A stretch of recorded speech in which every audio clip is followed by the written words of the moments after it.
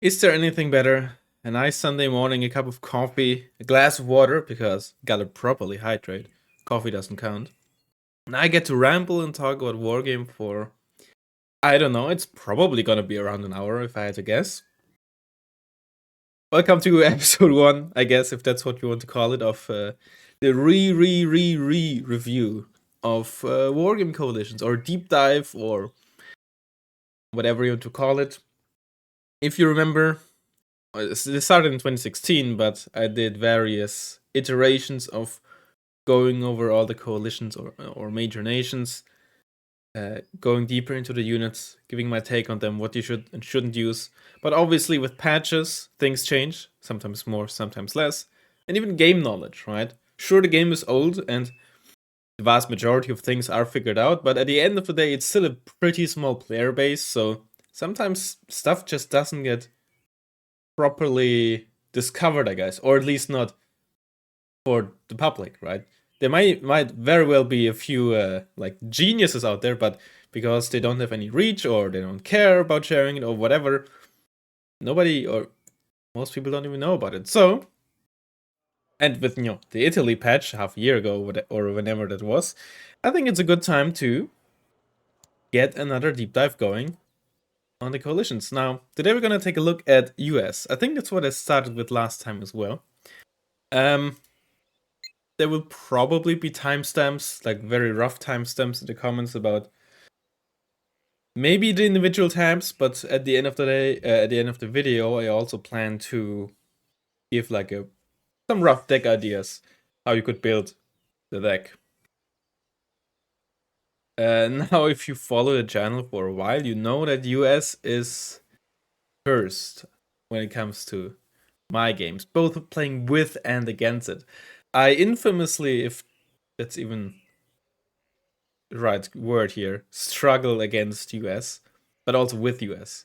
It's not a deck that I'm particularly great at. I'm fine with it, right? But I also hate playing against it. It's a playstyle that isn't suited to me, right? If you really want to get the most out of US, you should use planes quite heavily, at least in 1v1. Team games are always like somewhat of a different story entirely, somewhat entirely. But we'll get that, especially when it comes to certain individual units like the A10. Now I also have set up the armory tool that lets us dive a bit deeper into the actual stats, the hidden stats, because sometimes it can be very, very important. All right, so let's get into this, shall we? Tab by tab, we shall go. I think I'm just gonna leave these open. They shouldn't block anything important. Just so I don't forget that I'm trying to look at something, and yeah. All right. I think logistics should be pretty straightforward. At the end of the day, you should just have your number of CVs, and depending on whether you play 1v1 or team games, that can be quite different. For 1v1s, I personally like to go for 8 CVs. 7 is like the bare minimum, but I don't like going below that. At least when it comes to ranked. If I of course know beforehand what map I'm playing on. Let's say I'm playing on Mudfight. You could get away with like honestly even 4 CVs if you're really stingy. It's a bit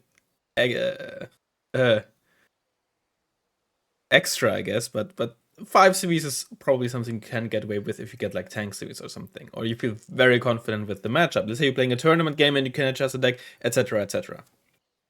So this is why for CVs, availability is of course huge because they can vary massively, right? You get 6, or in the US specifically, right, 10% availability bonus. 6 base times 1.1 is 6.6. 0.5 onwards gets rounded up, right? So you get an extra CV on the Humvee or on the Jeep here. But you don't get an extra M114A1, for example. So this is of course huge. And honestly, there's no reason to ever use this. Because this is probably just better. Like, sure, you get a Browning, which is not to be underestimated. 2-side armor though, big deal. High explosive damage reduction starts from 2 armor onwards. There's no difference between 0 and 1 armor when it comes to high explosive damage. AP is a different story, of course. And of course, if artillery shells or mortar shells land near you, having the 2 extra side armor gives you 50% essentially increased area, and 50% increased area. Sorry, 50% of your area that could get damaged is now covered by 2 armor, plus the 25% front, right? Quite a big deal. Tanks CV wise, I mean, they're fine. In fact, the M1 Abrams arguably, depending on the situation, the best tanks to be. Of course, the T8 UK is probably the best, but it also costs an arm and a leg, and I think you only get 2 per card. The Abrams has pretty good survivability, or it has, well, very good survivability. There's quite good armor, but it also has 75 kmh off-road speed, right? If you look at the Chieftain CV, also great armor, but like 45 kmh or something. Armor is one thing, speed is another, right? Both are very important for surviving. In general, but also for CVs, right? Dodging bombs, dodging artillery, what you name it. The M60 can also work in a pinch, but whenever you have the choice, honestly spend the 20 extra points. You're already spending 40 extra points compared to the absolute minimum. The 20 extra is certainly worth an investment, especially because you generally run a cheaper CV as well. No reason to run this when you have the Humvee. 10 points, definitely worth it. Oh yeah.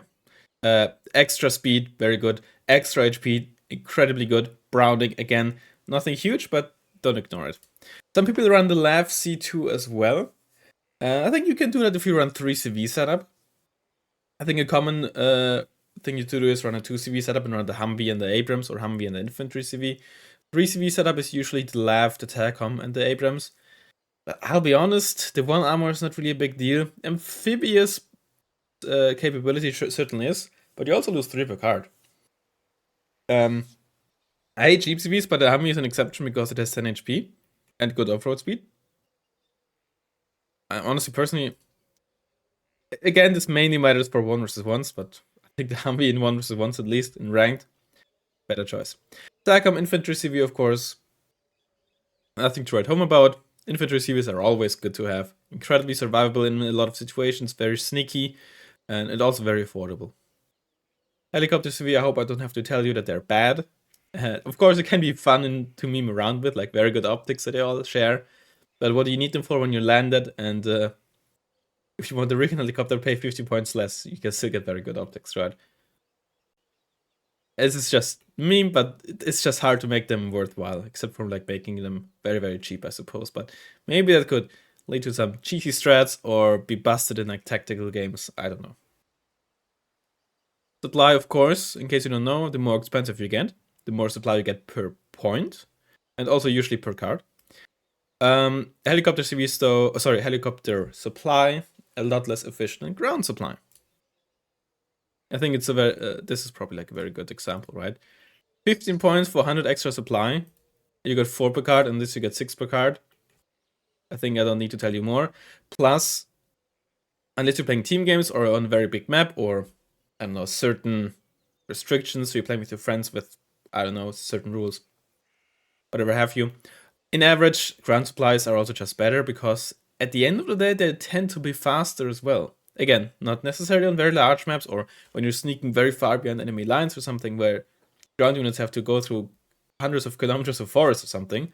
But frontline, camped is, or ground CV supplies usually faster because they don't get spotted as easily. They can't get killed at that easily because, you know, usually you're driving behind buildings and forests and whatnot, whereas in the air you can very easily get shot down by a Crotal, can get into forests, etc., etc.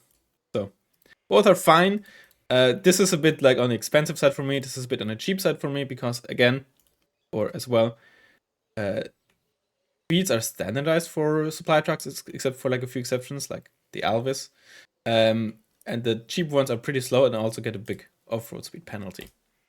Now let's get to the actual meat. Infantry. Now I know I still have the ASLEF and the Italian Command helicopter on the screen, but that will change. Something you should know about assault engineers. Not the pioneers, the engineers.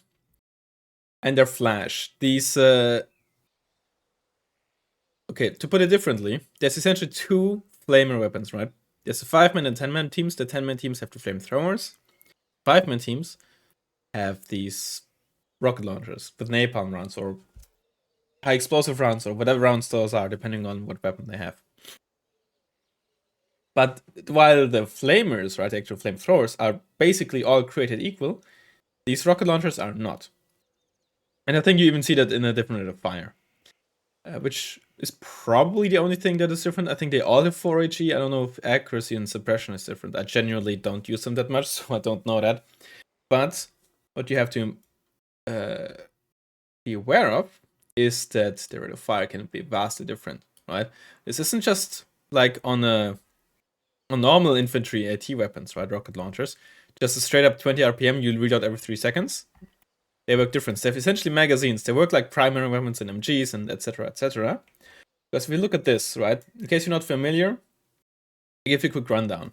Rate of fire is essentially the same thing as is shown on the unit card. But there's an asterisk there. If you start talking about autocannons and such, it's a different story. Shot reload and salvo reload, right? What's the difference here? Well, as you can see, salvo length of 4, which means the assault engineers will shoot 4 shots, and within that salvo, they reload each shot with 2 seconds.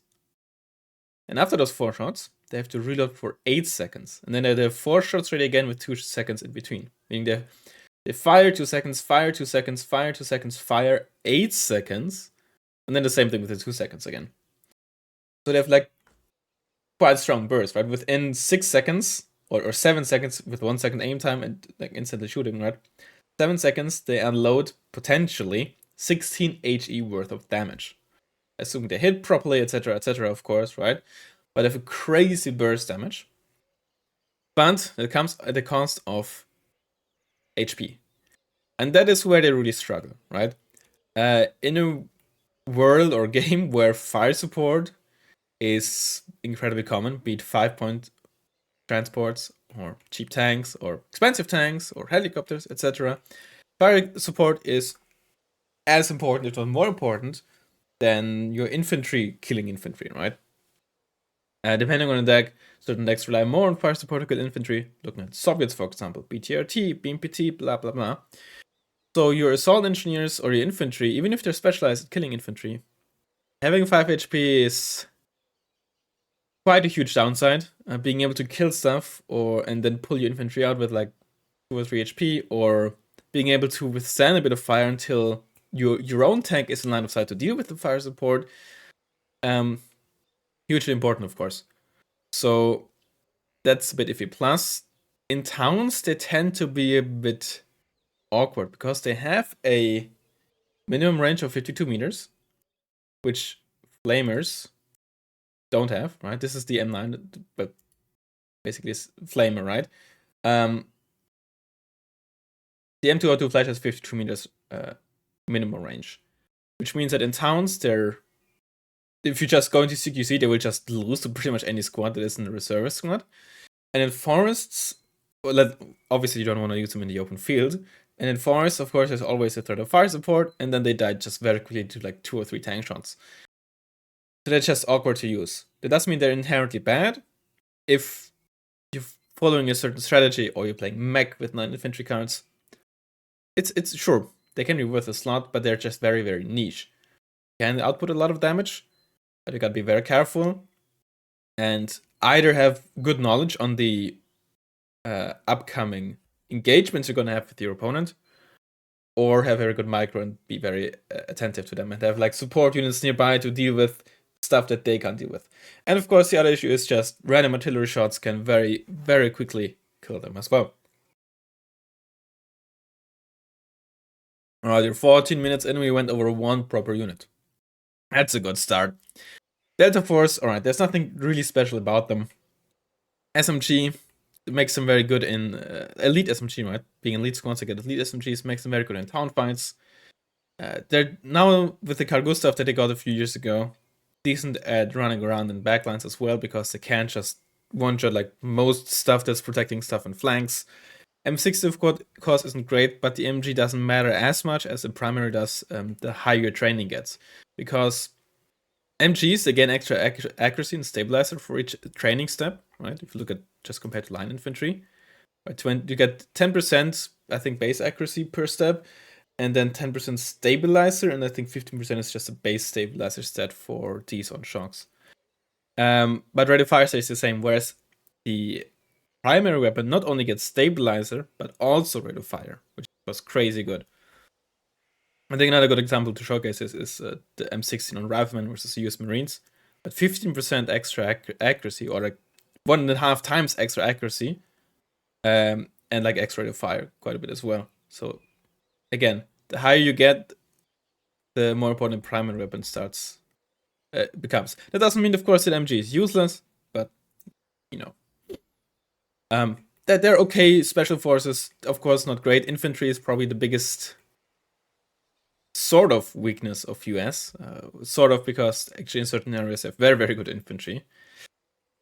They're one of the weakest special forces, I'd say, but sometimes just being a special force with like an acceptable AT weapon is all you need. If you want them to sneak around or just be okay in town fights, yeah, nothing to write home about, but that doesn't mean they're like useless. Even if, again, I think that's something some people forget. Yes, compared to many other special forces, they're definitely the lower half, but they're still special forces. An SMG and a Carl Gustav, right? They still share the same 30 kmh, 10 HP, etc., etc. It doesn't mean they're worthless. They still shred basically any non-special forces 1-to-1. They're still very fast, blah blah blah, right? Doesn't matter if you have an MP5, an M16, or a battle rifle sometimes. Yeah, alright. Let's go over all 3 manpads at once, right? Nothing hidden about those. Red Eye, of course, just for 5 points more, get a Stinger. Never use a Red Eye if you have something like a Stinger available. In fact, honestly, unless you're playing like a Meme 1980 stack and you have nothing else available, just don't use the Red Eye at all, please. And you have 3 HE, meaning you need 4 shots to kill a 10 HP aerial unit, 3 shots to kill an 8 HP helicopter, and even against 4 HP helicopters, like an Mi-2, you need 2 shots, right? Abysmal accuracy, at least somewhat acceptable range, like same range as a Stinger, which is, I guess, fair enough. And unlike like the really bad Strela 2 or whatever that the FGP have, you still have a 6-second reload time. If they had like it's probably not realistic, but hypothetically speaking, if they had like 3, maybe even 2 seconds reload time and twice the ammo, honestly, they could actually be kind of okay. But not like this. And if you just want to bring cheap Bradleys, go for Riflemen, because these manpads have much lower availability than Riflemen. Stinger A and C, honestly, sometimes it's actually, or I have run Stinger A over Stinger C because of the availability. Now, 20% extra accuracy is, of course, huge. 70% base accuracy means that hits are obviously very frequent. They lack range, of course, right? Which is the only downside they have compared to other manpads. Until we look at something like a P7, which is a Stinger C with extra range. But of course, very, very deadly. When you get a few of them on the field and the enemy plane or something flies over them, you can say goodnight. Nice thing, of course, is that they're one of the relatively few manpads or weapon teams in the game that also get access to like a full IFV line, which is really nice. Which is why I said I've actually run sometimes Stinger A over Stinger C, because in the Bradleys you can see, or like the base availability even, Stingers get 9 and 7 in the US, or 8 and 6 base, and the Stinger C gets 7 and 4. So I've often run them with Bradleys A2 or A1, in which case I'm like, I'd like to a few more Bradleys, and Stinger A is still a good manpad, right? Especially for 15 points. So I've run Stinger A, but I think most scenarios you probably want the Stinger C if you run a manpad. Light Rifleman and Light Rifleman 90s. I'm a certified Light Rifleman base enjoyer, but I probably over rely on them. At the end of the day, right, they're still just basic 10-man infantry, but instead of a basic law, they get a basic dragon, which is actually quite good. Lots of range compared to a law. Obviously, they're guided. They've increased aim time, so in force they're gonna be pretty bad. But I can still, like, especially on like low intensity flanks, shut down or like protect towns pretty well for quite a long time, because the opponent can't really afford to move the fire support up. Light Rifleman 90 just give you more punch, right? A lot more range, a lot more accuracy, 15 AP means you two-shot anything up to 7 armor. Even Mario 2s get two-shot. And of course, increased range shot only means, you can shoot from further away and thus kill more stuff, but you also get detected later. You're safer, etc., etc. These days, I should probably use the 90s more, but the base ones are just so cheap, right? And you get so many of them as well. Obviously, they do not make up for proper ATGM teams, but you don't have those in the US, right? So, but they're both quite good. Yes, they have low AP, but if you have a 3-stack sitting in a town, they can still like be quite a threat. And if you have other units around, your opponent might not be able to afford to show the side to them, because yes, with 10 AP, they still only do 1 damage to 10 armor, but anything below, suddenly 1.5, 2 damage, 2.5. If you suddenly hit with 2 of those, even like a heavy tank can suddenly be quite scared. Okay, Riflemen, this is where I said, or this is what I mean, or meant when I said US infantry isn't quite as bad as people sometimes make it out to be. The Riflemen themselves are just quite basic, but solid for 10 points. They obviously don't hold a candle to something like Dragona or Gewehrmen, which have a battle rifle, which is better on line and shock infantry. And an MG3, which is pretty much the best, or technically second best MG you can get on line infantry. The best being the Mini-Me, but it only comes on 15-point line infantry, which isn't worth it. So you'd much rather have an MG3 for 10 points. But that's not where their strength lies. Their strength lies within the M103A3, which is a prime 5-point transport. You lose a bit of availability, but not too much. Plus, you can get 10% availability bonus anyway, so it doesn't really matter for US. 3 armor fronted side, Browning, fast. Can tank a lot of autocannon shots. Can tank 2 shots from pretty much all basic AT weapons. It's fast. At max range, you would need 21 AP kinetic to one-shot this. So it's just combined with 10-man infantry at 15 points. Just a very good meat shield, reasonably mobile infantry. Infantry that when sitting in a town can like defend reasonably well against incoming infantry, right? It's just incredibly good package for all kinds of situations. This is honestly, even if people hate it, and I can understand why, a must-have for US. Now, you could argue that the game has devolved too much into where this is necessary, and I can see that point, but there's plenty of strong decks that don't need this, or don't even have this, right? USSR, for example, don't have a good 5-pointer, at least not for a 10-point infantry, and they're still very, very strong. Another thing, of course, is the Bradleys. Bradleys got buffed.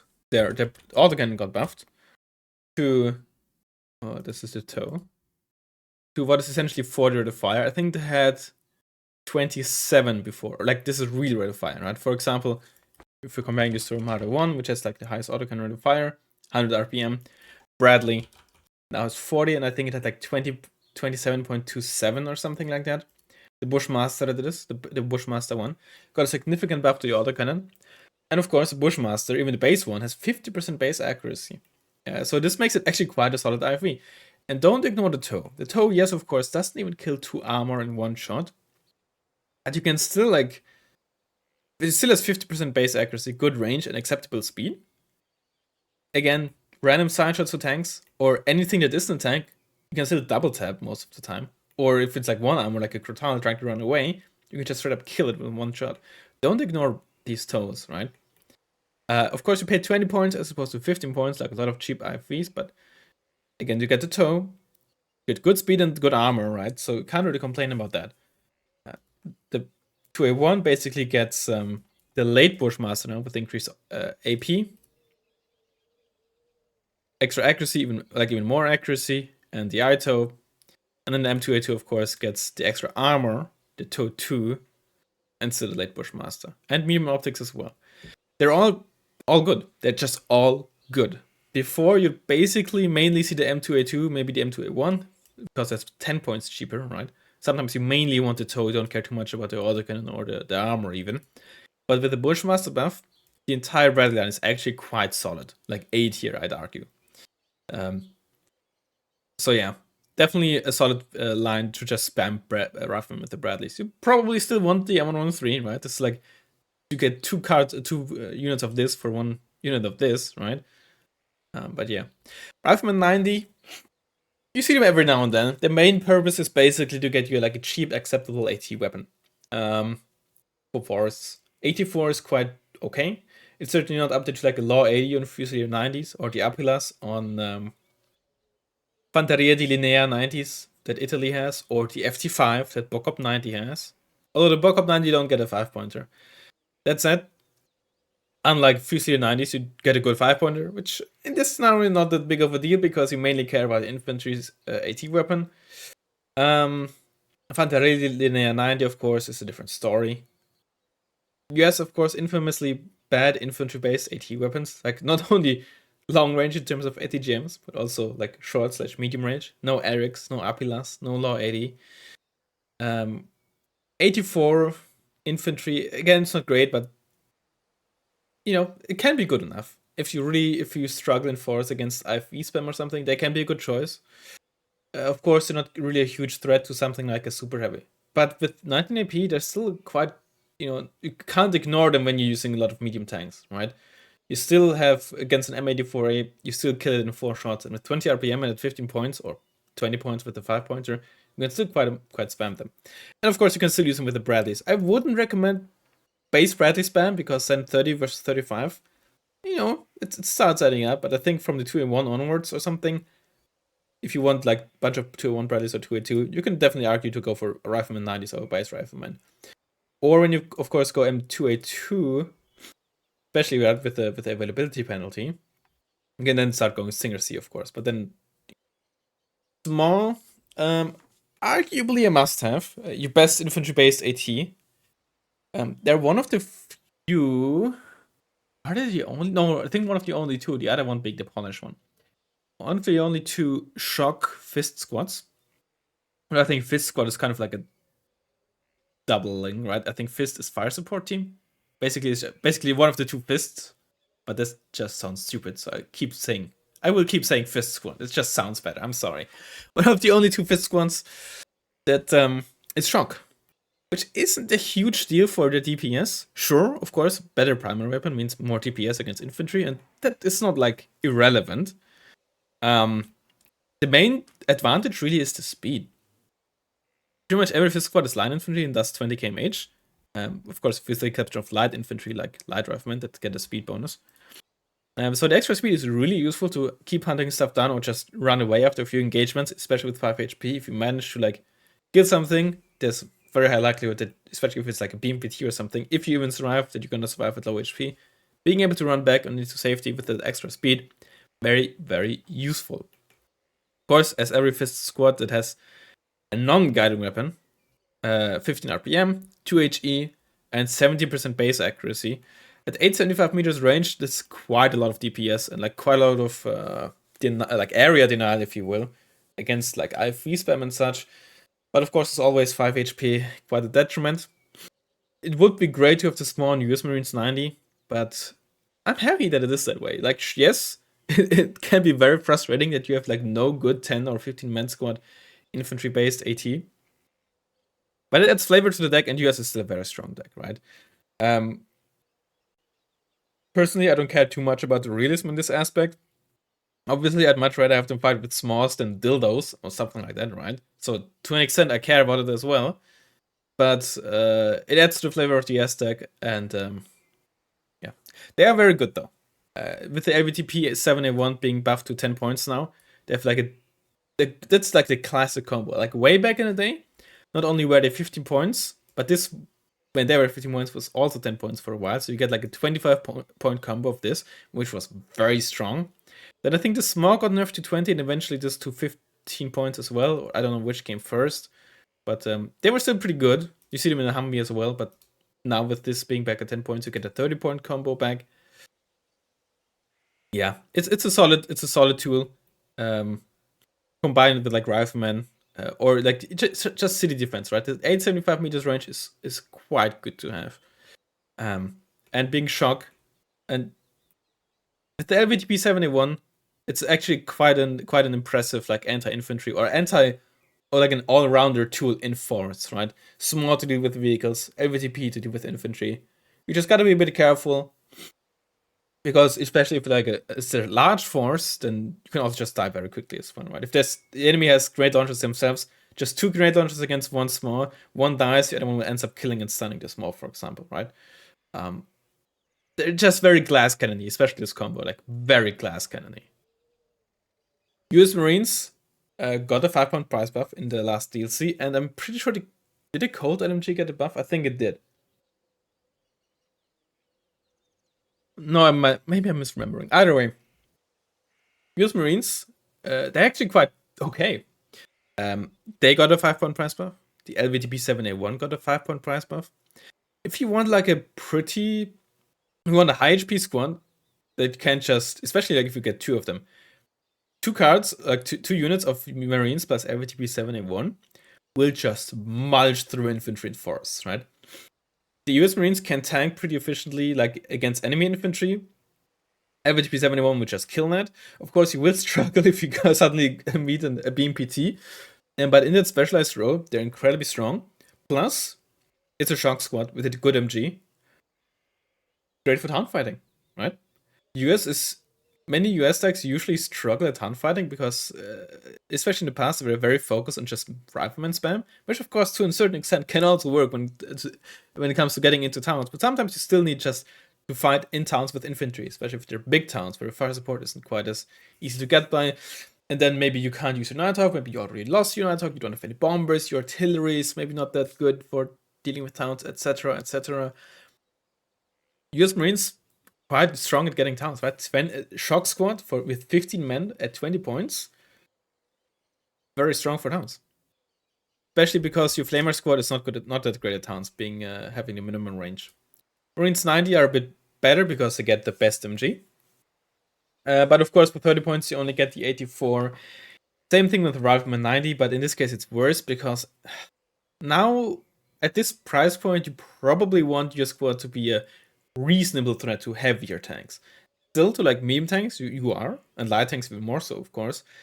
But then if you get into like the OBR range, the Challenger 1 range, Leopard 2A4 kind of range, the 84 just doesn't really cut it unless you get this lucky side shot, right? And at 30 points, you have good infantry DPS, but they're fine, right? They're not a bad card to use, not a bad unit to use. They're just not like on the level of like a Falski Mega 90, right? For example. Even like a Gurkhas 90, which aren't my favorite, but they have law 80 as well, right? It's just not quite on the same level. And it's just kind of like the story of a lot of US infantry. Like the infantry itself, not taking like the combination with IFVs into account. They're fine to use, but I think infantry AT is really where the infantry or the different US decks come like differentiate, right? For example, you could run something like this, and you have basically only your smallest infantry based AT, but that is not very uncommon. Especially for forests, you end up using a lot of Abramses anyway.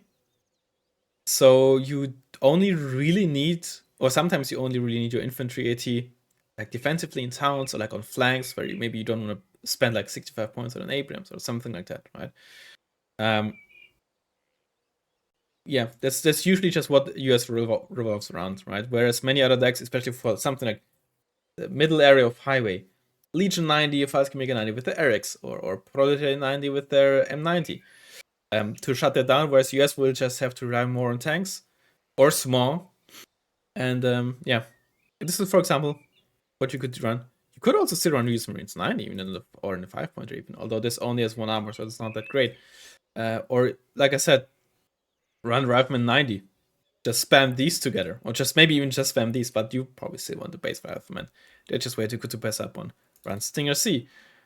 Small is probably like this is a must pick. Small is probably the second pseudo must pick. Say. I think they're just too good to pass up on. They're very versatile. Yes, they're glass cannony, but shock and 875 meters range is so good to have. 34 minutes in, we only did the infantry. Oh boy. But I think the other tabs should be faster. I'm sorry. Alright, M109s. One thing to keep in mind is, of course, that the game doesn't tell you about the aim time on artillery, which is a big deal because it can differentiate a lot, and that changes how good an artillery unit is. There you go. Let's just keep. Well, let's force 40% damage. Like, oh, I think that I did this for a video. No, I want this up. All right.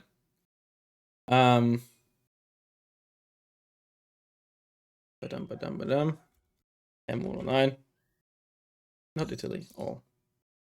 Okay. M109s. If we ignore something like the A6, like the very expensive version, right? If we look at the M109, the 50, the 80, and 100 point variants, they all follow pretty much the same pattern. 30 seconds aim time, 10-second shot reload, salvo length 10, salvo reload 30. In fact, every tube artillery, I'm pretty sure, has a salvo reload of 30 seconds, right? Which is something very quite good to know, I think. It's nothing like crazy, but now if you against just oh, actually the 80.1 has a different salvo length. Oh, it does. Wow. Okay, well, this shot reload is at least the same for the basic ones, but what about the 100.1? Okay, 100.1 is like the 80.1. Okay, but if you ignore the paladin and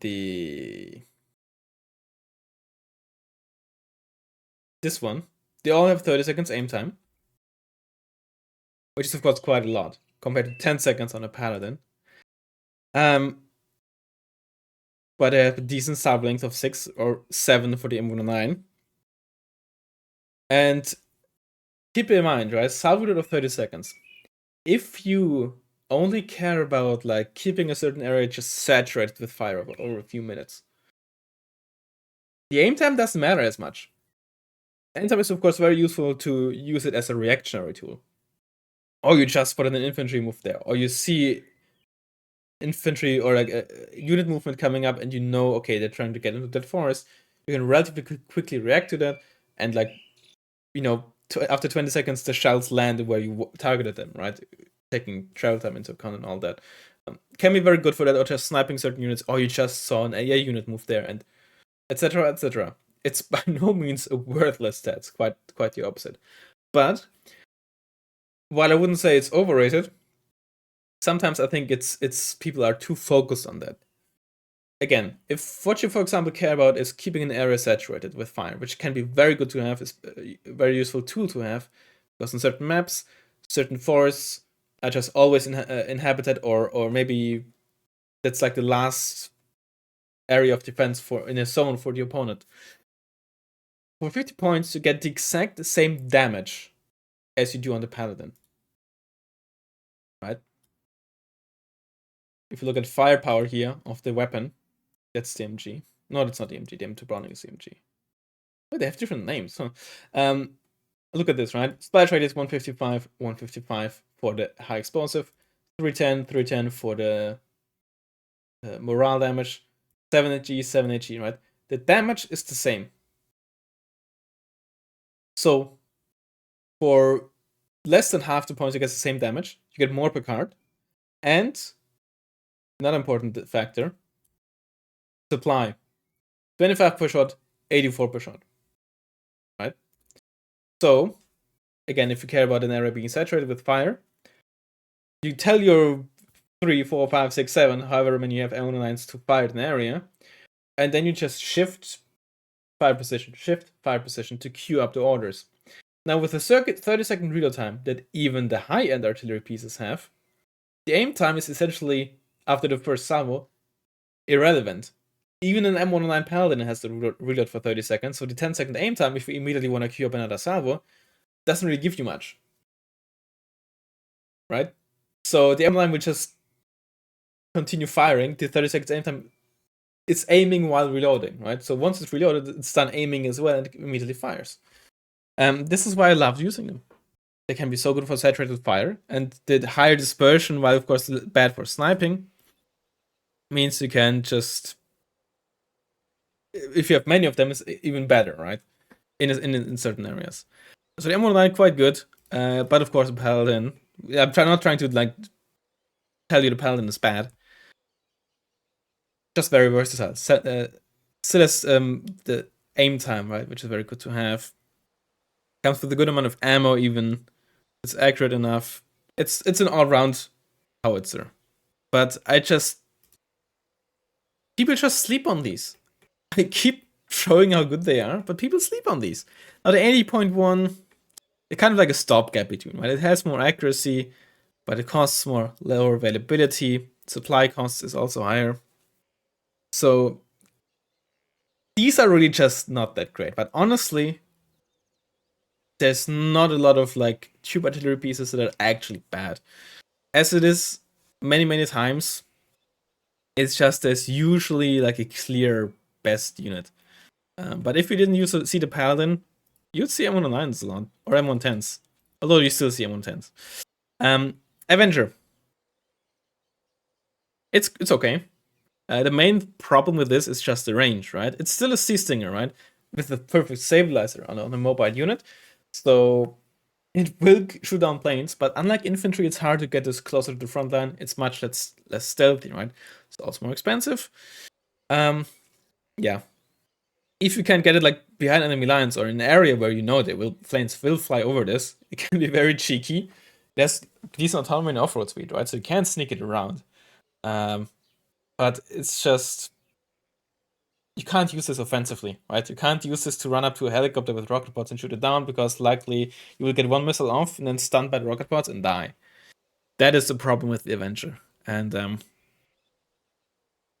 you can only really use it very like ambushy, right? You can only ambush stuff with it. You can't really be very proactive with this. I mean it's bad, it's just you gotta be aware of that. M109, M110s, both are good. 10 HE of course is huge. Like to show you the difference, right? Compared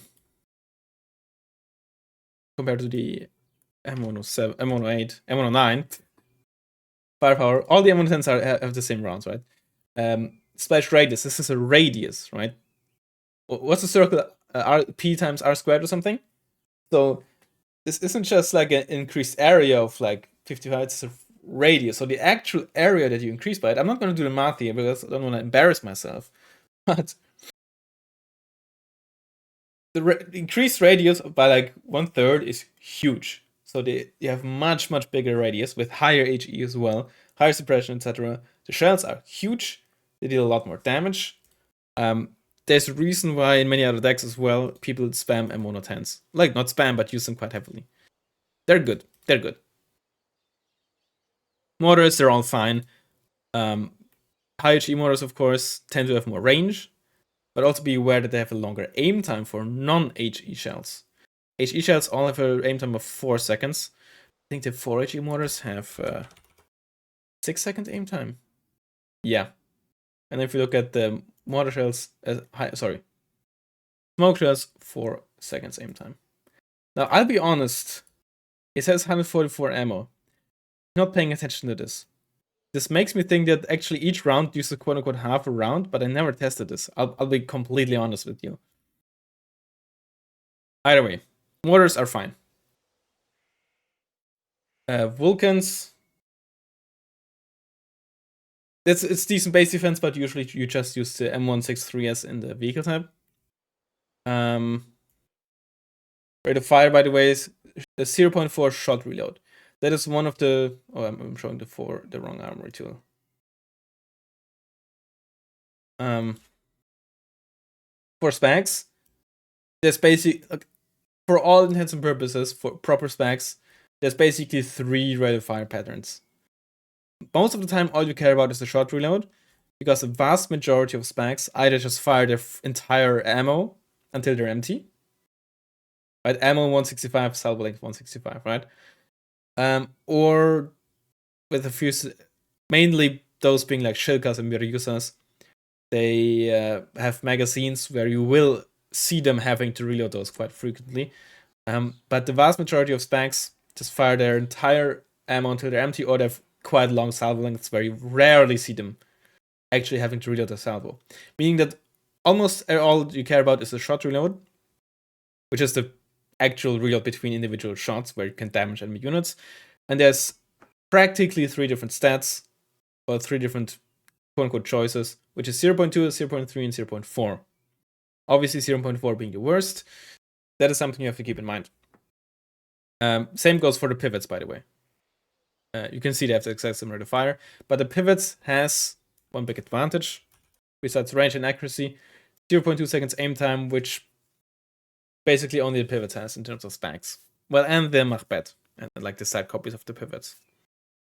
It has decent range and all that, but only one armor. Keep that in mind. It's an okay general, like, affordable AA unit. Attackams, I hope I don't need to. I don't think I need to like show this too much. It kills every helicopter, every vehicle with one shot if it hits, except for, I guess, big ships. Yeah, you gotta know yourself if you want to use this or not, right? I don't think there's any like extra input I can give on this. This is like one of the most, in a sense, it's one of the most basic units, if you will. As in like how it works, how it functions is incredibly obvious how it works, I think. Just gotta use it and you see what it does, right? Just be aware, of course, it doesn't do anything to infantry other than suppression. My chaparrals, they're all at least fine. The basic one I would not suggest using. You can use the 55.1. I think it's kind of okay. Outranges most helicopters' AT weapons. Wait, no, except for the Nimrod. And I think the Akula got nerfed to 2800 meters at some point. Did it not? I'll be honest. Or does it have 2975 as well? I genuinely don't remember. It's pretty embarrassing. Usually you see the 70.1 though. Personally, I don't use them that much. I think, funnily enough, I kind of use 55.1 more often these days. Because for Elta helicopter, I usually just use the Hawkpip 3. Hawkpip 3, I have to admit, like 7 years ago or something, 8 years ago, I used to be a hater of this unit. I used to making fun of people is maybe an exaggeration, right? But I used to be like, how are you gonna use this against helicopters? It's a Hawk, it's slow as F. But at the end of the day, right, you can't keep this on road and with this huge anti-helicopter range still be more than enough in range in helicopters. Plus, in the opener, your opponent is quite aggressive with a helicopter or two. Bam, this is right next to your tanks and it's like such a big area of shutdown, right, denial. But you have to, of course, keep in mind only 3 shots. So you should pair this with something more affordably if you can. Which is, again, why I don't run the Chaparral. It's already 80 points. Incredibly all-round tool. Main downside being speed and the ammo count. So I don't want to spend another 70 points, right? Which is my thinking. So I'd have the pivots nearby, maybe even like a Stinger in a Bradley or a 5-pointer even pairs well with that. And honestly, given this existence, I don't think you should ever use the iHawk. That said, me and a lot of other people, honestly, me not so much, but a lot of people run both the Hawk and the Patriot. Hawk, again, versatility, especially in the opener. Not a lot of other units can protect you this well against helicopters and planes at the same time. At least if you're talking in very low numbers. Like, you can't overwhelm this, right? If you know there's just a Hawkpip 3, just send 1 or 2 helicopters to suicide and it's gonna be empty, right? But there's no other unit, basically a single unit that in the opener can protect you against like a very aggressive, I don't know, Tiger or Longbow, as well as like a cheeky Kernus or something, right? Assuming you hit the Kernus, right? But you will be able to instantly stun any plane you hit, which is huge. Patriot, I think, is very similar to the Attackams. Crazy range, crazy accuracy, 9 AG, instantly stuns any plane it hits. Has quite some real time between the missiles, right? Almost every other missile or SAM, especially if you can see the missiles on the back, right, or the tubes, it gives you an indication of how many missiles it can fire before it has to reload the salvo. Hawks, of course, will shoot the entire salvo, but just as an example, a Roland, salvo length of 2, and then it has to reload for 10 seconds, right? You see the two tubes on the model. It fires 2 missiles and then has to reload for 10 seconds, which is why the Roland, for example, can be very awkward to use against helicopters, like multiple helicopters. But the Patriot, for example, salvo length of 4, but also a shot reload of 4 seconds, right? So if you shoot at an evacuating plane, or just shot, it might be worth to just instantly turn your weapon off, because then what can happen is, if you don't do that, if you shot at just quote-unquote the right window, the time window, you will get a second missile off, but just after you get it out, the plane is evac, right? Making you waste the missile. It can be a bit annoying sometimes. especially because you want to be careful about this in micro it, so it doesn't instantly get killed by seed. Right, yes, it outranges seed, but most like at least the high-end seed planes and missiles will still get their missile off before your missile hits them. So that's something to keep in mind. Thanks.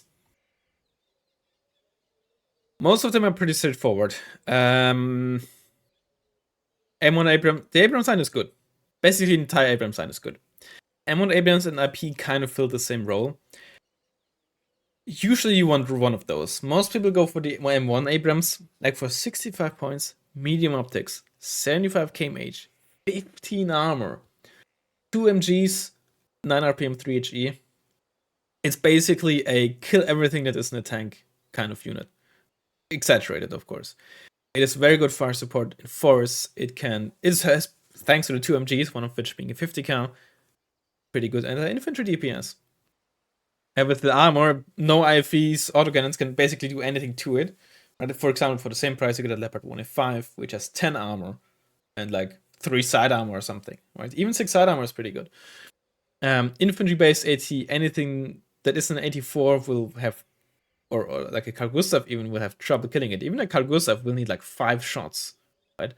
So anything that's like a dedicated infantry-based AT will struggle quite a bit. Even a long 80 needs 3 shots, by the way. It's just an incredibly good just support tank. And the speed, of course, helps quite a lot as well. So, very good for that. The M1IP just takes it up a notch. M1IP's main difference is really that it is actually also a threat to medium tanks, at least in like close quarter ranges. It will still get absolutely destroyed by something like an M84A, Leopard 2A1, etc. at longer ranges or medium ranges even. But in forests, especially if you have units nearby that can support with a bit of micro, you will be able to be quite a threat to 2A1s and such as well. That is really the main difference. But at the end of the day, they both follow the same role, being just don't them being like, just don't use me against enemy tanks, please. Except, of course, significantly cheaper tanks, right? They would just mob up like charioteers as well. Yeah. And what I want is like the first one that actually punches quite well. 17 armor, of course, also means that 30 AP missiles don't one-shot it. But you will get double tap by Eric's. 8 AP difference for heat to double tap, 10 HP unit. It's a solid tank. It's nothing too crazy. The HA is basically the blue for OPR 89. It's for the price just quite a tanky unit. 20 armor is quite good for 140 points. Has a good gun. Yeah, it might be my favorite US tank actually. I like it. It's personally I like the price point it's at. 4 per card is good. You might think like, oh, for 50 points more, and just get the HC Abrams, which, especially in team games, right, where the bigger the better. Honestly, I'm not saying you're wrong, but 1 less per card is, and 15 points isn't nothing. And sometimes 20 versus 22 AP doesn't matter as much if you're going up against like a motor deck or something, and all they spam is like light tanks. And 20 versus 22 AP might not really matter. And sometimes it might, if the unit otherwise would get out with 1 HP, of course. But you still get the exact same armor, same mobility and such, right? M1A2 then, of course, with the best tank gun in the game, or the strongest at the very least, best. Could be relative if you think about like a 12 RPM on like a Kiyomaru or a Leclerc. Still. 24 AP, 70 kmh is very good speed as well. 4 top armor, by the way, from the H. Abrams onwards. And of course, 22 front armor. It's a super heavy. I don't think the Abramses are like crazy special. Well, let me put it this way. I think they're relatively easy to understand how to use them. The 20-point M48 is a good fire support tank. Like for 20.6 armor, 3 HE at good range with 8 RPM and a 50 cal. This is a very good fire support tank. That said, the US is not struggling when it comes to fire support. Something like Eurocore would probably eat this up. They would just love to have a tank like this. The US is not struggling with fire support, which is why I don't really see it that often. because you have the M1 Abrams around, you have the 5-point spam, you have maybe LVTPs even, and then you have the CSs in the vehicle tab, you have the CEV in the vehicle tab, right? You have so many fire support options, which is one of the reasons why you don't see it. Plus, of course, it does take up a tank slot, and in a deck where your infantry is not going to do that much tank killing, tank slots become a bit more important. And then we got like in this awkward price range of tanks, right? There's just, it's hard to make them useful. Because at this price range, they usually still just get absolutely annihilated by infantry-based AT, IFV-based ATGMs, and one-shot by infantry-based, like infantry-based AT, like both ATGMs, as well as like short range, / like medium range, if you will. And also annihilated by like recon units. So they're so expensive at that point that losing one actually kind of hurts. But they don't offer that much more than like a 20-point fire support tank, right? They still have like for example, very similar HE output. Sure, you have 10 RPM now, but like you pay almost twice the cost for sorry, wrong unit. Almost twice the cost for 30 HE instead of 24 HE. You get 3 armor, and that's it. But what you mostly care about is the HE output and not being instantly killed by IFVs, right? This is why the M60s here and similar units in that price range, not that great. If they had medium optics, I would be rolled for it for like a cheap medium optic tank. But they don't have anything special going for them, right? Different story, would, for example, would be a T-72A, which has a lot of armor for its price and medium optics and such, but they don't have that. M61 ERA. It's an okay tank, but again, you'd much rather use the M1 Abrams. It is a lot more useful. No, the Patriot is still on there. It's a lot more useful.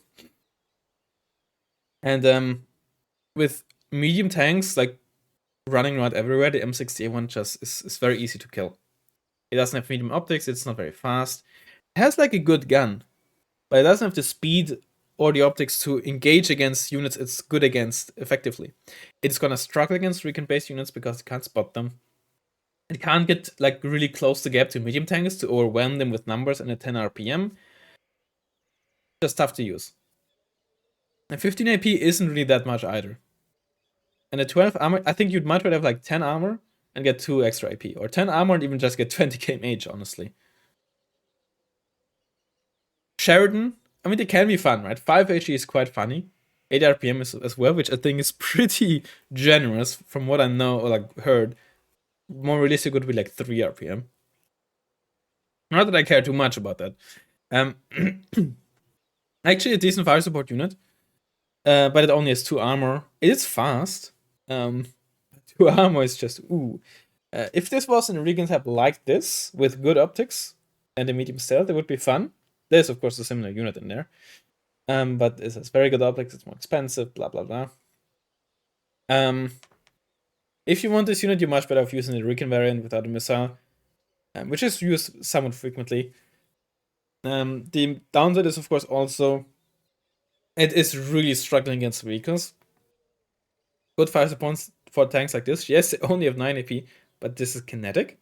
The close ranges, they will also march through IFVs and 5-pointers, which is a nice secondary roll. Whereas this thing will actually get mulched by IFVs. No matter how close you get, you will still need 2 shots at least against anything that isn't 1 armor.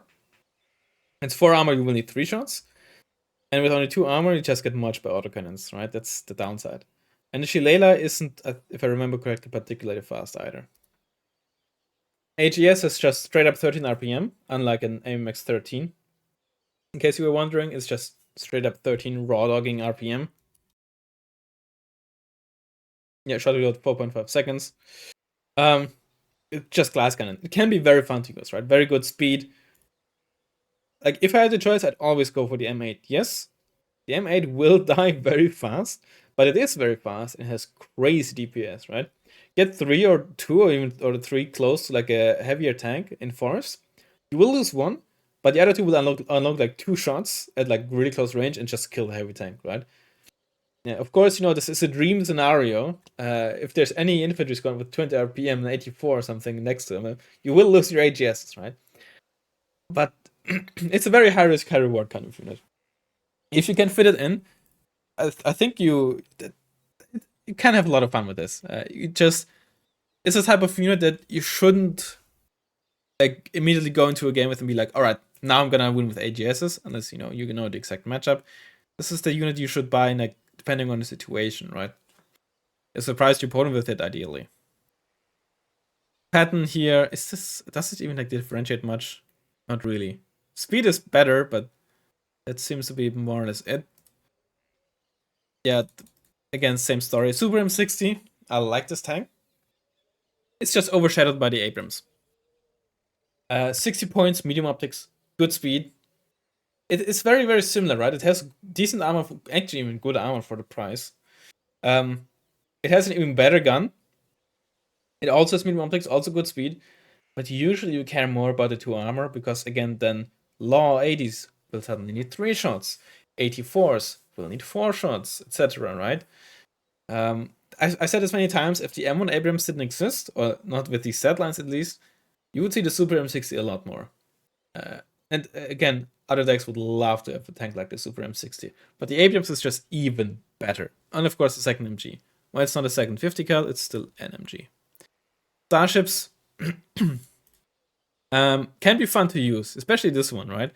5 HE, similar to the Sheridan, but 10 armor now. And you get an autocannon, which doesn't have the best accuracy stats, but it's an 100 RPM autocannon, like the Marder 2. Quite some DPS output. But speed, no optics. It's awkward to use. MBD 70 is usually like the prime, like just infantry leader for blue 4 if you needed decent ranges. 5 HE, 10 RPM, auto loaded, by the way. It is heat though, so you will struggle against proper tanks, which is why it can be very fun to use. You just gotta be careful with it. It's kind of like a similar story like the M8 AGS. Although starting with an MBT 70 is never bad, as long as you don't use it as you just don't use it as like a proper tank, right? You just use it as like fire support. Just don't ever engage tanks with this, unless with the Shillelagh, I suppose, when you're safe. All right, Recon. Cobra, very good. Spots, cheap, fast, rocket pods. Also can, of course, be better than a grenade launcher because it's a lot more versatile. But you can't have everything, right? It's just a good unit. Longbow, something to keep in mind with this. On the missiles, it has an entire second of aim time, which is longer than other helicopter-based missiles. Basically, almost any helicopter-based weapon has basically a 0.2 seconds aim time, like an instant aim time, if you will. Which is why very often, if you, like with the Avenger, try to aggressively use it against an MTV, and the MTV is looking at you, and as soon as you get in range, you will aim for a second, and the MTV will already just have shot its rocket at you. Fortunately, autocannons are a bit of a different story. Fortunately, the Hellfire got nerfed to 1 second aim time, because what you could do with this, right, just sideways or something, strive briefly into range of an AA unit, get your salvo of 2 out, get out of line of sight because you're like flying past like forts or something. Your Hellfires are fine for get, so they will still guide to the target, but the enemy A unit can't even defend itself against it anymore, right? It was very annoying, very frustrating. So there's an aim time of 1 second. And I don't remember if the salvo reload got increased or something, but yeah. It's still, of course, very deadly. Fine for get, 26 AP. It fires 2 missiles in a row. If you ever use it, I don't think I need to tell you how it works, right? Cavalry Scouts, they're a bit of a meme. They're by no means bad, but 5 HP. Dragon 2 is, of course, fun. It's very funny to use this unit. Practically speaking, you're not gonna get a whole lot out of the Dragon, in all honesty. There's still a Recon Squad. Any Recon Squad is good, right? But you just have the Rangers, which are usually just a better option. Humvees, I'm not a fan of. If you use a Humvee, use the Mark 19 one, because grenade launchers have quite some good infantry DPS. But it just can't defend itself against any other Recon unit that has like an actual weapon. It gets very quickly killed by autocannons and tank guns, and it takes away like an expensive and very useful Recon slot, so I cannot suggest using this. This is actually on paper kind of an okay unit, right? 20 points, reasonably fast, 2 armor, autocannon, but horrible like accuracy, right? This is a Marder 2 Marder 1 autocannon, excuse me, but with worse accuracy. But with recon units, the longer, like from the further away you can shoot, the better, right? Because with the stealth, it's very hard to spot them at long distances when they're fighting from a forest. So yeah, it's acceptable, but you basically never should use it because you have better options available. ACAF, again, if you want a Sheridan fire support unit, this is what you should go for. A stealth and optics to help its survivability, and still the exact same gun, right? Here's basically a variant with a Shillelagh, but you pay 50% extra.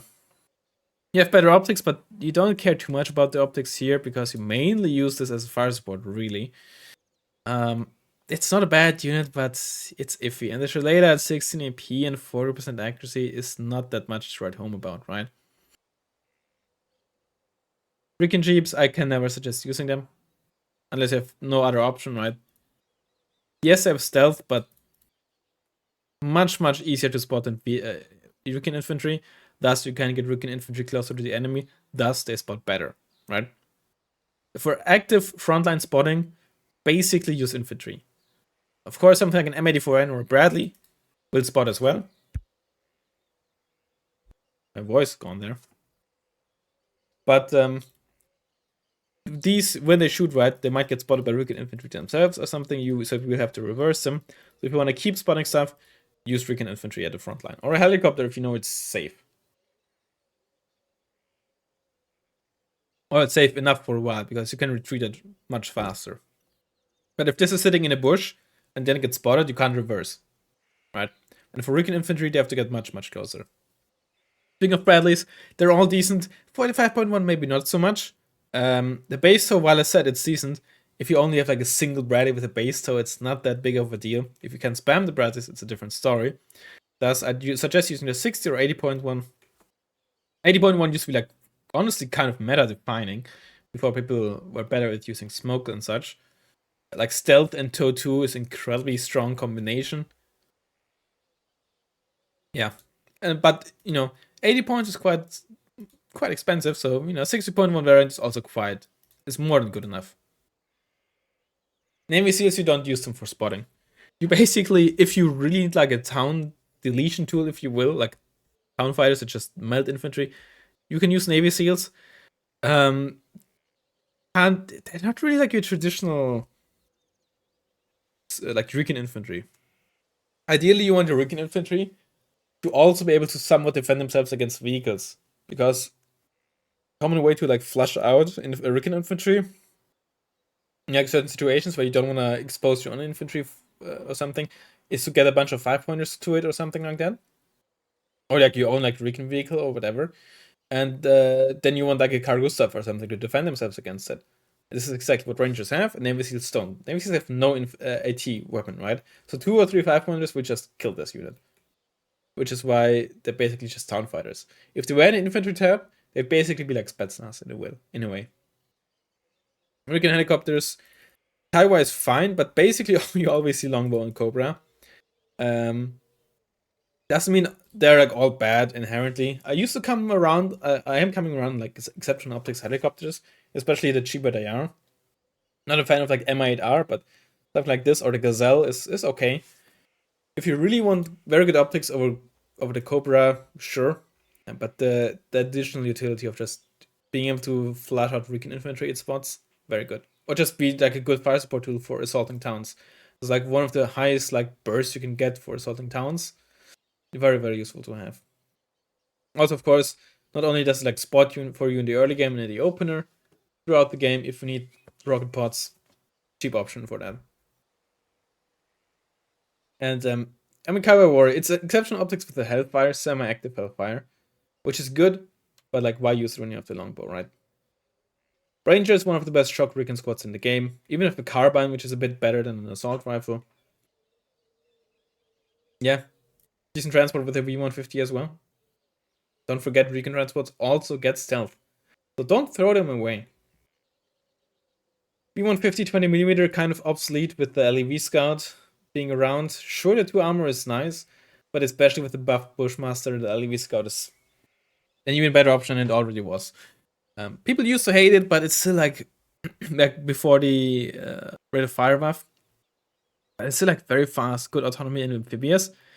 And whether it has 200 or like, shown like 200 or 300 RPM, it's still gonna just very easily deal with like GCVs and stuff like that, right?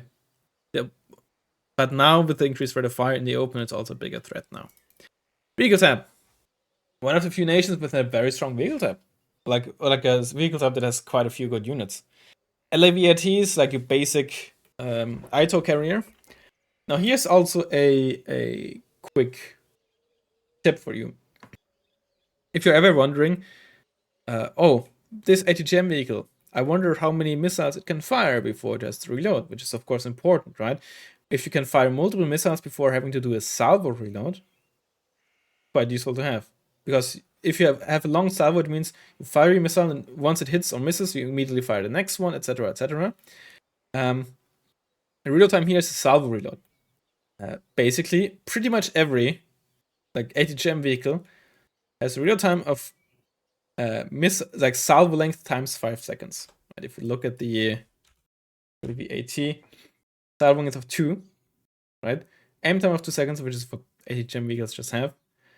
Shot reload of 1 second, which I think happens even while guiding. I don't never remember. Either way, of course, a huge difference between 1 second and 10 seconds. Of course, you can also look at the model, which is usually like a very good indicator. What just straight up tells you there's 2 tubes here, so you can fire and immediately fire the next one, which is very important if either you would one-shot a vehicle and you don't hit it on the first try, like an IFV, or you can double tap something, right? So that is a very, very important thing sometimes. For example, the LAVAT, I'd say, is like a decent ITO carrier, but then there's ones that have to reload after every missile, which is much worse, much, much worse. Flamethrowers, I hate them. They're not bad, it's just very awkward. Because they don't outright kill, they block your own line of sight, which means, of course, also that you can fire precision to essentially block vision on you, right? You can use this kind of defensively as well, like a very fast smoke, because, you aim almost instantly. But they're just awkward to use because you can't really follow up properly if you're assaulting with this, because then you're flaming, like putting on fire where you want to drive through. It's just, I'm not a fan of it. But there's some fun stuff you can do, especially like fire positioning, right? Because it has an AoE. So even if you don't spot an enemy, if you know they're in the town or something, you just fire position onto the town or something. Or preemptively fire position on a spot in the forest or something. There's some stuff you can do. But especially with the contested vehicle type in the US, I would not suggest using it unless you just want to play around with it, of course. But I'd just say I don't think it's optimal, right? If you care much about like optimal. At the end of the day, just have fun, right? Basic tow carrier here, by the way, 5 seconds reload time, so it has to reload after every second. Not very great. ITV, same like 2 missile carrier, 10 seconds reload time. Kind of like the same thing as LAVAT. You trade armor for speed. It's a worthwhile trade. Personally, I'd probably go for the LAVAT, but 2 armor of course means that suddenly an AMX 71 one-shot you at max range, right? So you might get a second missile off before it reloads. And then you can actually maybe kill it suddenly. Or autocannons will need a lot more shots, etc., etc. So having 2 armor on ATGM carriers, or even more, if you can, very, very good to have. And a total variant. 3 variants, right? Single tube launchers. They're fast, especially the Humvee variant. I don't think I need to explain this a whole lot. Humvee 2, though, I think is decent. It also carries a lot of ammo. It's another thing, right? These like 4 missile carriers. If they're cheap, it's of course whatever. But if you don't have to worry about ammo economy on them, that's good, because then you don't have to micromanage them. Ontos, of course, fan favorite. The 14 RPM is, while not a lie, somewhat misleading. It has 6 tubes, so unsurprisingly, it has a salvo length of 6, with a shot reload of 1 second. So it fires 6 rounds with 3 HE within 6 seconds, if we take aim time into account. And of course, assuming you keep line of sight. DPS on this, like the burst DPS, if you will, is crazy. And similar to like an AMX 13 or something, 14 RPM is kind of misleading because rarely will you sit there for an entire minute and just be able to shoot, right? Either you die before, or the enemy is dead, and and thus already use line of sight either because the enemy is dead or retreated or blocked line of sight or something, right? So practically speaking, it essentially has like a, I don't know, maybe not entirely 60 because sometimes you will fire 6 shots instead of line of sight, and you have to reload, but like close to 60 RPM, if you will, with 3 HE. Which is of course crazy, but of course the downside is it's slow, doesn't have autonomy, doesn't have the best range. Accuracy is not that big of a deal because you've just shoot in there, and only 1 armor. It dies quickly, and for 20 points, this like the survivability, mainly armor, but also survivability through speed, of course, and the range it has is very, very bad. But it's of course undeniably incredibly fun to use. CS is like one of the best all-around like vehicle type units, right? It's very good fire support. It's very good base defense, and even like if there's like plane comes too close, it will deal significant damage to planes, like 1 or 2 damage, just enough to for a Hawk to finish off, or a Patriot. This thing is crazy good, and unlike of course the supporter variant, it has increased range against ground units, outranging basically any infantry base AT that isn't a proper ATGM. And that thing, just like the Vulcan, will fire until it's empty, and has crazy good suppression. The damage on this is crazy, and like the suppression damage, even against vehicles. Combat is Marder 2 at home, very strong autocannon. This is I think the old Bushmaster sets, by the way. So the combat is 27.27, which means that the Bushmaster 1 essentially got like a 50% accuracy boost. Sorry, rate of fire boost, right? Just to put this into numbers with the Italy patch. Again, it's a good unit, right? Even base defense you can use this. Although you'd rather have high rate of fire because all the autocannons deal 1 HE damage, right?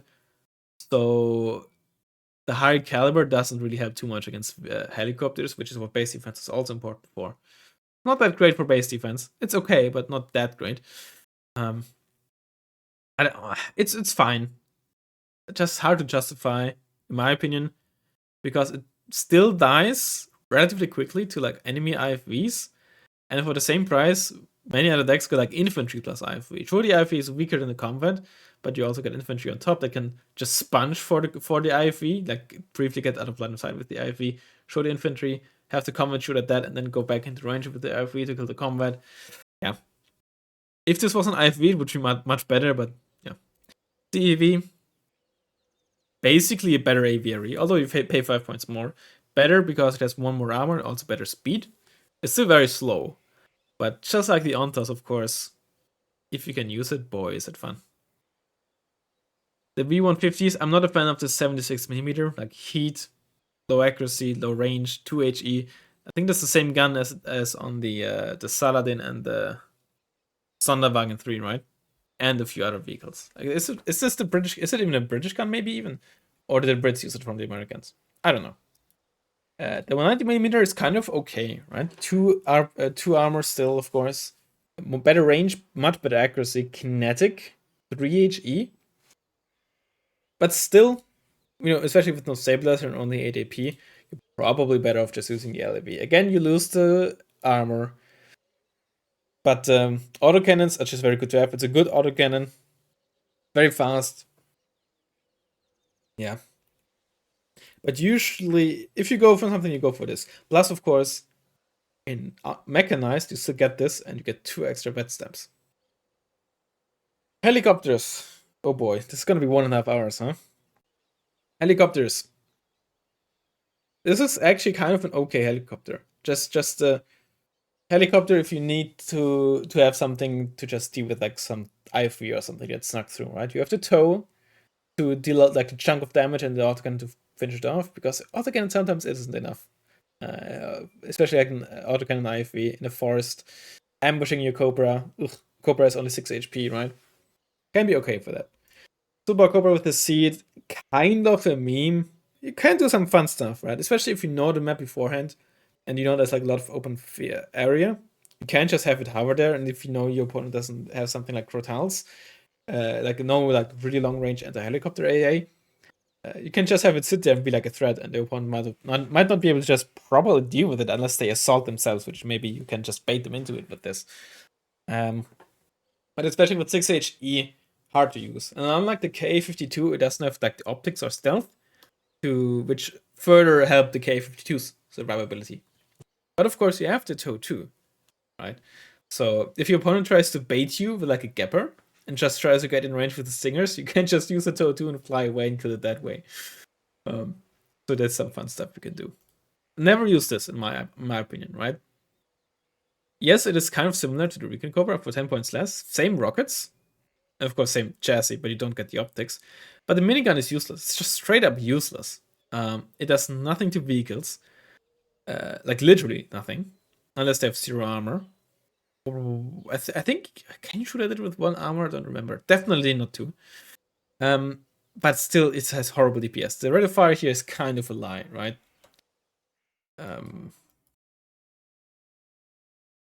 Like this is the Vulcan with 0.4 shot reload, and this is 0.3. Basically, even like a worse rate of fire, right? Salvo length of 10, salvo reload of 6 versus salvo length of 6 and salvo reload of 0.6, right? Look at this. The actual rate of fire on the twin minigun is worse than on the M197 Vulcan, right? This is why I have trust issues, right? So yeah, just don't use this. I think it's a waste of points, honestly. You kill like maybe 1 infantry squad with it, if you're lucky, right? Because usually what you shoot at is in a forest anyway. And then you have to go back to the farm because the minigun is useless. Just don't use this. If you want a cheap Cobra, just go for this. Or the T Cobra, but honestly, this is probably the best like cheap all-around Cobra you can get. Because unlike the Recon Cobra, it can deal with like light IFVs, like multiple light IFVs. Basically the same as the T Cobra, but you get fewer toes. But you get a cool paint job. F Cobra with the ITO, yeah. Apache, there's no real need for this because you should run the longbow. That's just how it is, right? And if you lost 2 longbows, you're probably in such a big trouble that another Apache is not going to work for you. Exception, of course, is always, I don't know, you play 10v10 high income, or you play like no time limit total destruction, or some stuff like that, right? Which, you know, play what you want, I don't care. But this is not usually what a base is around, right? These game modes and such usually have such different settings that certain rules just don't apply to those types of games, which is fine, right? But I think if you play those games, you know this yourself. Little Bird has a crazy DPS, by the way, against infantry, right? Grenade launchers are generally good against infantry already, but if you just compare this to a vehicle-based grenade launcher, right? Much higher rate of fire, especially within a salvo, right? Look at this. Sure, it only shows 52 versus 41. But if we take a closer look, right? This is over an entire minute, which, okay, sure. But then you look at this, right? Salvo 11. Shot reload 0.8. Sorry, salvo length 11. Shot reload 0.8. And on the Little Bird, salvo length 21. Shot reload 0.4. Practically speaking, right? Because again, in many situations, you can't really expect to just sit there for an entire minute and keep firing. Usually engagements don't last long either because the unit is dead, or again lost line of sight, or your unit is dead. Practically speaking, you have twice the rate of fire. And on the grenade launchers that already have very good infantry DPS because of the splash and 2HE and all that, that is crazy DPS. And of course, increased range of 1750 meters. So yeah. But of course, the issue is getting in range. You have only 4 HP. You need to sit there because you don't have a turret. But if you get firing, oh, does it have infantry DPS? I wouldn't... Look, if you're really trying to win, of course, I wouldn't suggest putting this into your deck. But it's one of the units that... It's not bad by any means. But if you use it, and you can use it, and you get into a situation where it works, it's so satisfying, man. That probably the best anti-air helicopter in the game, like when it comes to overall utility. Why? Well, 6 HP means that, with the exception of the Chinese TY90, which costs almost 50% more, no air like a helicopter-based anti-air missile is gonna one-shot you without a crit, because there's only pretty much only 4 and 5 HP missiles, and you have 6 HP. You're fast. You have good missiles, not probably not the best. The best would probably, again, besides the T190, would probably be Mistrals on the Celtic, or the PSAM or Type 91 that the Ninja has. But still good missiles, like 5 HE. You have 300 kmh medium optics, so you can even spot medium stealth helicopters once they fire at you at like your max range. So that you can very often actually trade with a Tiger or a Ninja. Because yes, they will shoot first at you, but before their second missile has a chance to hit, you will very often get your second missile out as well. So yes, technically you die first, but you often will still get your own stinger out to get the finishing blow on the enemy helicopter, right? And of course with 5 HE, you will one-shot double tap any other helicopter as well. Whereas Heinz cannot get double tapped by Iglas unless they have crit or something. Or the IFVs. The IFVs have 5 HE, right? And it's like affordable. And with the medium optics, not only can you spot the medium stealth helicopters once they fire at you at reasonable distances, you even spot ground units, right? Even if there's no air helicopter to kill, medium optics will be good enough to reasonably spot the units in the opener, like in the open, right? So you can get a decent idea of where your opponent is moving, even if you don't have a recon helicopter. Incredible utility. And the twin M2, okay, the twin minigun is irrelevant again. Twin M230 has crazy good DPS, and yes, it doesn't have a turret, which is a shame, but probably for the better. But if that, similarly to the little bird, right? If the dab manages to turn itself and like get line of sight and get the angle right, which takes like half a second or something sometimes, maybe not that much if it's already looking in the direction. The twin M230 has crazy DPS. All right. So it has decent utility. And you don't have to pay that much. It's only 65 points, right? Compare it to the Chinese T190. Yes, on paper, arguably the best anti-air helicopter in the game, but that's literally all it does. There's no optics. I mean, it has optics, but poor optics, and all it has is 8 anti-air missiles. It has no other utility, and you pay more than the DAB. That's why the DAB is so freaking good. Even if you quote-unquote waste the DAB, and the opponent doesn't even get a single anti-air helicopter for you to kill, you get extra stuff out of it. It's even if it doesn't kill anything with it or shoot the stinger once, you can still easily get value out of it. Which is why it's so good, right? Imagine if you start with a T190 and there's no helicopter to kill, you can barely spawn stuff, and you use 90 points for like a glorified base defense. Which doesn't mean you can't get value out of it later through the game, but in the opener, points matter a lot more. OH58, yeah, look, it's an okay anti-helicopter, but honestly, there's no reason to use it when a DAB exists. You get worse stingers, you're slower, less HP. There's no reason to use this when you have the choice of a DAB. As Seahawk, it's okay, but similarly to the Apache, why use it when you have the longbow? And if you want like a cheap anti-tank helicopter, I'd probably just go for the Cobra, because with the Vulcan and Hydra, it just has more utility. And the Seahawk still only has 6 HP, although there's medium optics and good speed. The Hawks, I'm not a fan. They're slow 4 HP, and the Rockets have horrible stats, right? Only 10% accuracy. Just get like a Cobra with Hydras. Like twice the accuracy. Alright, air. We're almost through. Thunderbolt. Bane of my existence. It doesn't... Okay, so here's the thing with a Thunderbolt, right? It doesn't scale particularly well with player numbers. Especially because once player numbers go up, usually the way team games are played, the average front line per player also goes down, like the size, like the width of the front line, if you will. Meaning that in team games, anti-air coverage is usually a lot denser. And the thing with a Thunderbolt is, it thrives when there's little, and obviously, ideally no, but little air defense. Because if there's a single Roland around, if you are reasonably good with the Thunderbolt just won't. You won't be able to kill the Thunderbolt with the Roland unless the Thunderbolt just keeps circling for half a minute over the Roland, right? 2 armor means you get a 60% damage reduction, right? Front and back. And with its turn radius and speed, if you pay attention to it, you can, and you're good with it, can almost like force the enemy to hit like only your front or rear. Wink, wink, nudge, nudge. You can sideshot this, by the way. It sounds weird, but yes, you can sideshot planes. Meaning that practically speaking, if all you get it on is front and back, which is not that rare, by the way, then practically speaking, you have essentially 25 HP. What this means is that if you only get hit on the 2 armor parts, 4 Roland missiles without grids will not kill you. If you use this frequently enough, especially in, like I said, 1 versus 1s, not rarely will this get out on 1 HP. Of course, the bane of this is like 9 HE missiles.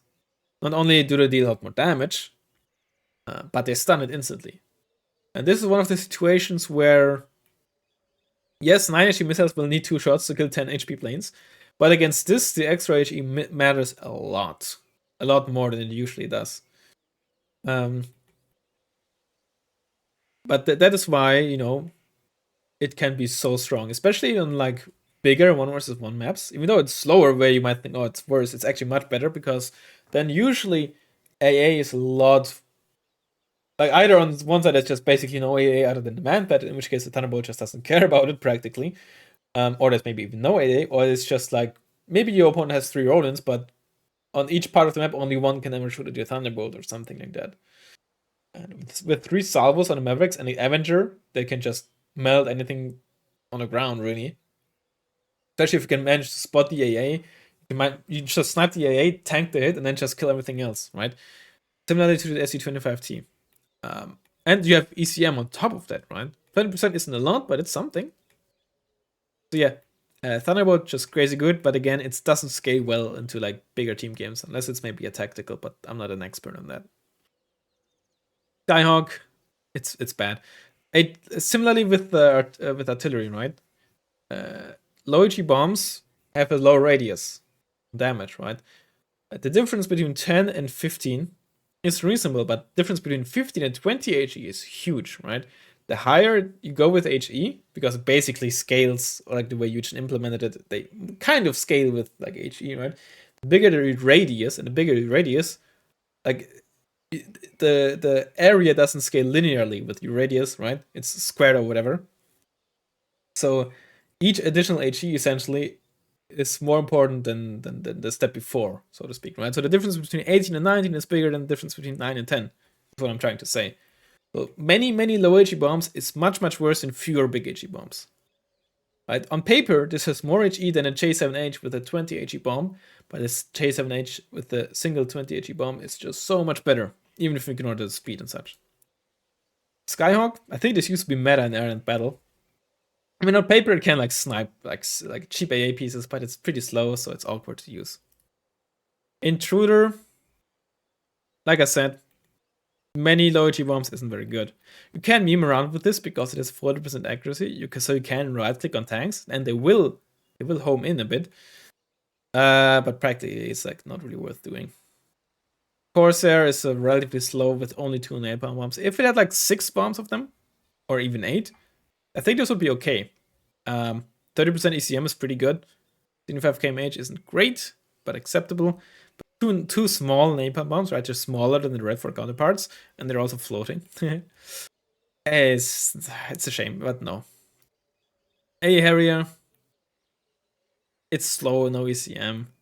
Like, if you can spam it, sure, it could be fun, but you only get 3, right? If you had 4, then maybe in like a Marine deck, you could really spam them out, but I think the UK variant with no AIM-9s has 2 500 kilogram bombs, or I think 50, and higher availability. That's much better, honestly. Sea Harrier now gets better speed, can snipe AA pieces because they tend to have not that much armor, and double as like a Helo Hunter. You don't see it very often, but honestly, if you want like a Helo Hunter, it can also give you like a bit more, like some more utility. It's like a good choice, honestly. B Harrier, it's an anti-tank plane. It's an okay anti-tank plane. You get 3 downwetted even, or 2 upwetted. Speed and ECM, 230 AP missiles that are semi-active. Good AIM-9s, so it's also a decent multi-roll, but for 120 points, you don't want to buy this just to snipe a helicopter. It's fine, but US just has better options, right? Prowler is one of my favorite seaplanes. I just immediately go over the Raven as well. Raven, of course, 60% ECM, the only plane with that much. The only seaplane with good stealth. Incredibly survivable.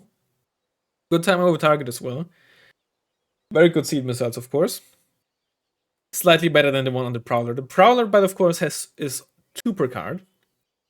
Has very good seed missiles as well. More AP, which sometimes in very few situations matter, but you'd probably rather have the harms with the extra range and accuracy. But a Prowler being 2 per card still has 50% ECM and stealth and reasonable speed. Per unit, of course, the Raven is much better, but per card, Prowler has something going for it, which is why I sometimes like to go for the Prowler. And of course, being 50 points cheaper makes it more affordable. Yeah. On pay, like, most US players will use the Raven, but I just have a sweet spot for the Prowler. Aardvark, similar story. I can't recommend using this. Many low HE bombs isn't that great. The other Aardvark, the cluster one, is very good, because 12 clusters, 30% ACM and good speed is a good loadout, 2 per card. Nighthawk, of course, I don't think this needs like an introduction, right? We rock gun units and it dies. It has stealth, no ECM, keep that in mind. Do with it what you will. It's an incredibly good unit. It's one of the key units in the US that you should probably always run, but I also think that it doesn't really need an introduction. It's kind of similar to the attackams. Yeah. Keep in mind, plane weapons also quote unquote create noise, right? So once you fire with your paveways, your stealth quote unquote goes away. Or you are much, much easier to spot once they come out, right? Obviously, you're also easier to spot because you're much closer to the enemy, right? But the moment they drop, you also become much easier to spot for AA, which usually isn't really a problem. Because if you are in range of enemy AA, they will likely spot you. The only real exception being like manpads on... I think there's a few manpads, or a few AA units that don't have good air optics. In that case, it might matter, but usually it doesn't really. But it's still worth pointing out. Tomcat, I think also, I don't think it needs special mention, but one thing to keep in mind is the air optics. It does say exceptional, but it's not the same exceptional on the Sea Eagle, right? The Tomcat and the MiG-31s, they have even better air optics. Let's just do like the Sea Eagle. Recon. Air optics 450 on the Sea Eagle, 900 on the Tomcat. So specifically against stuff like Nighthawks and seaplanes with stealth, or even planes in general, you will spot them much, much earlier. Something worth pointing out.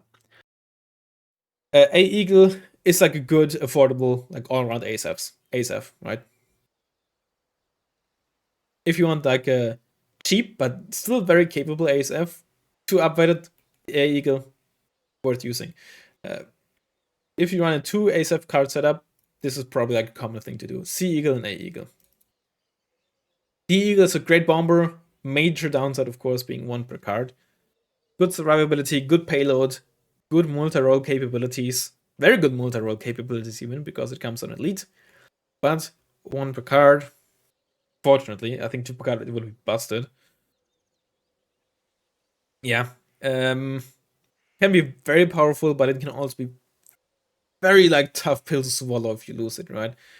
While the Nighthawk, of course, has no ECM, similarly to the Thunderbolt on big maps, you just essentially fly where there's no AA, and then you're essentially invincible because your opponent won't spot you unless you have an ASF circling. The D Eagle doesn't have that. It has its ECM, of course, and speed, and it's like short-range self-defense capabilities, if you will. But much easier to spot, of course, and thus arguably less survivable, but that depends on the situation. A Fighting Falcon, with the, I think, price reduction, but also availability change, very good multi-role. Doesn't have the 12 cluster bombs, of course, but 4 cluster bombs and slightly increased accuracy. Still very nice to have. Vulcan, and not the best, but still aim 9s with 20% ECM, 100k MH. it's a decent multi-role. Like, if you have a slot for 5th plane and you don't know what to use, this F-16A Fighting Falcon, a good choice, honestly, very good choice. But like the type of unit that hard to fit in because air type is also very contested in the US deck, right? The C variant, also solid 2 more cluster planes, bombs, A9Ms, right?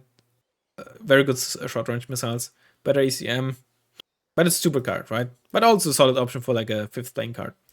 Block 52, if you run one ASF, this is what I would suggest.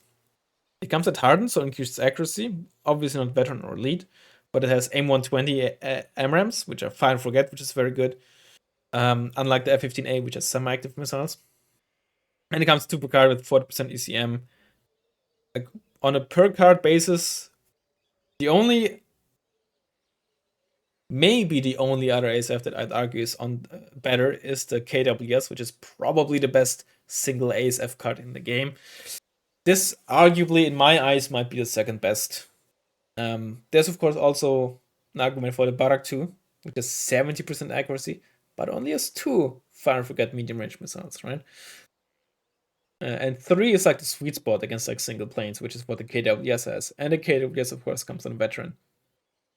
And it's a bit cheaper. But Block 52 is incredibly good on like a individual card ASF value basis. Wild Weasel, honestly, if you have any of the other 2 seatmates available, and even a Prowler, which is Cat C, right? And even in Marines, I believe, there should basically be never a reason for you to use a Wild Weasel. There's no stealth, and while it is 150 kmh faster than the Prowler, and of course it fires its shrikes in like, it double taps them, right? So it's almost like a guaranteed kill, if you will, on any like non-micro radar AAPs. It is much easier to spot with no stealth, and has significantly less range on the missiles as well. It has AIM-9Ls, but it also has no gun, right? So it's not that great versus helicopters. I just can never suggest using your Wild Weasel, I'll be honest. I don't... it's not like the worst seatplane in the game, but I don't see a single deck where you'd ever use the Wild Weasel, because you will always have the Prowler available instead. They're both Cat C Prowlers, also in Marines, and thus in every spec. Yeah. Just honestly, I never see a reason to use this. Phantom is bad, no gun. No gun is quite a detriment on like cheaper ASFs. Unlike the Sea Eagle, you probably wouldn't care too much if we had no gun. I said too much, right?